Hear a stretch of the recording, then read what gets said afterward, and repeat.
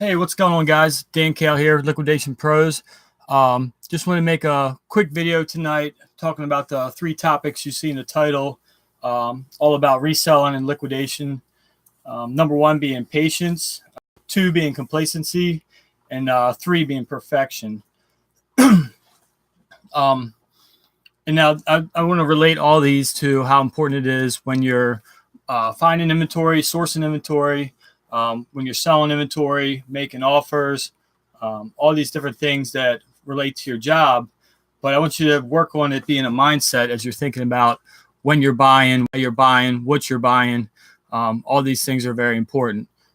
So I'm going to cut this video a little bit shorter tonight because later on at 10 o'clock Eastern time, Eastern Standard, I'll be on Wade's Ventures channel doing his live Q&A. So I'm excited for that. Thanks, Wade, for having me. So I'll probably cut this to about a 15 or 20-minute chat. If anybody in the chat has any questions, you can put them in, and I'll try to get to them. I think I have one or two questions lined up for the Q&A already, but we can talk about patience. The biggest thing with patience and liquidation is you cannot rush into buying something you're not comfortable, you fully know about, something that you've researched. You can't make those last minute feeling like you're rushed into something. Some of the worst deals I've ever made are the ones that that didn't take my time. I didn't look into it enough. I didn't do all the research. It was kind of either there was an auction and it was ending, or there was other pressures that made me feel like I had to buy. So when you're buying, it's very important to be patient.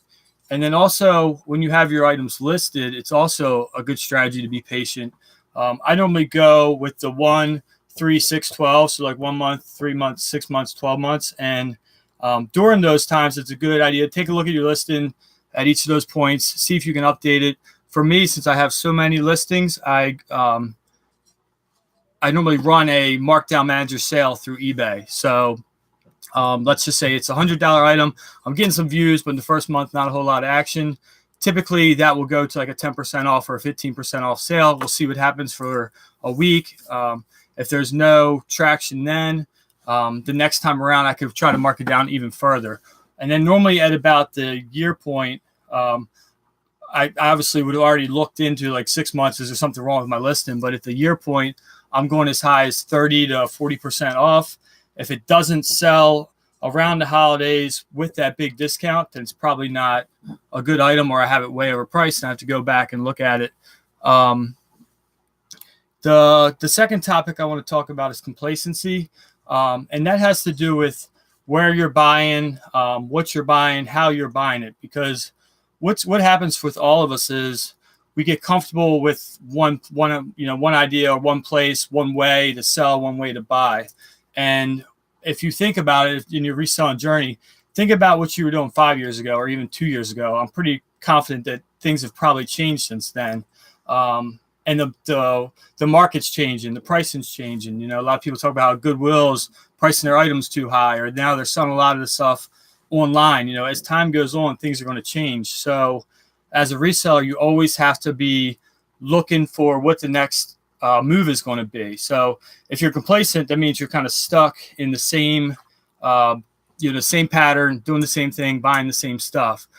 It's really important if you can take 10 or 20% of your time to be researching, investigating, trying to find new products, new sources, different connections, networking, and just really just getting out there and trying something new.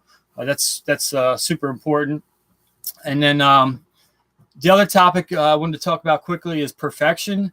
And the biggest thing with that is you don't have to be perfect. You know, don't let the thought process of it's not perfect hold you back.